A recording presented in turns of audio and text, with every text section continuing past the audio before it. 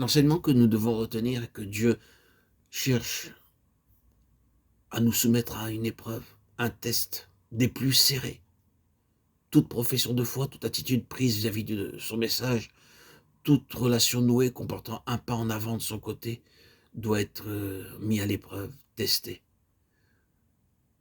Dieu veut se rendre compte si c'est quelque chose qui n'est qu'extérieur, de surface, une façade, ou bien si la chose s'est frayée un chemin au plus profond de notre vie et a plongé ses racines dans le sous-sol le plus intime de notre expérience.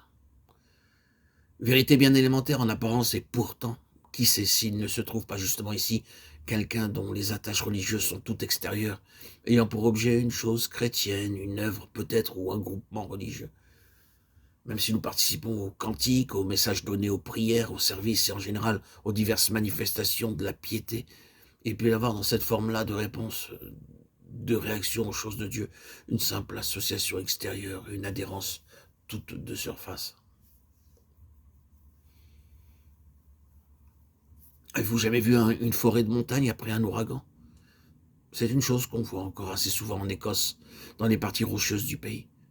Des graines apportées par le vent se sont heurtées au flanc d'une montagne et se sont enfuies d'elles-mêmes dans le sol mince et léger.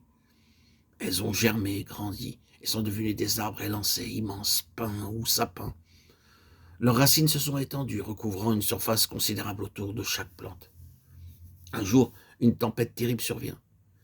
Si vous allez à la forêt le lendemain, quel spectacle! Tous ces grands arbres maigres, élancés, sont là, couchés par terre, racines en l'air. Vous demandez comment, au monde, ces racines ont réussi à tenir au sol si longtemps? Pourquoi cette hécatombe? Pourquoi toutes ces racines dressées vers le ciel? Parce que ce sont des arbres qui se sont semés d'eux-mêmes. C'est l'histoire de Matthieu 15-13, un développement basé sur quelque chose de foncièrement personnel.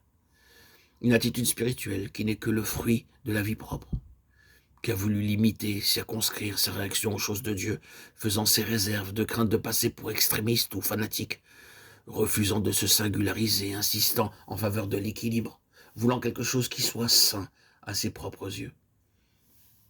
La réponse ainsi donnée à l'appel de Dieu émane de considérations exclusivement personnelles, qui toutes ont leur source dans la vie propre. Très bien, Dieu a fixé une heure pour l'ouragan. Oui. Et le soleil aussi viendra avec sa chaleur ardente. Et on verra bien si cette plantation est de Dieu ou bien si ce n'était qu'un attachement humain, une simple adhérence. Qui sait s'il n'y en a pas quelques-uns ici, parmi vous qui m'écoutez, frères et sœurs en Christ, qui adhèrent par l'extérieur à ce qui est de Dieu, mais qui ne sont pas dedans, enterrés, enracinés, qui ne sont pas en pleine terre en ce qui concerne les choses de Dieu. Frères et sœurs en Christ, bien-aimés, êtes-vous simplement annexés à quelque chose de religieux ou bien vos racines sont-elles profondément ensevelies en Christ, enracinées en lui?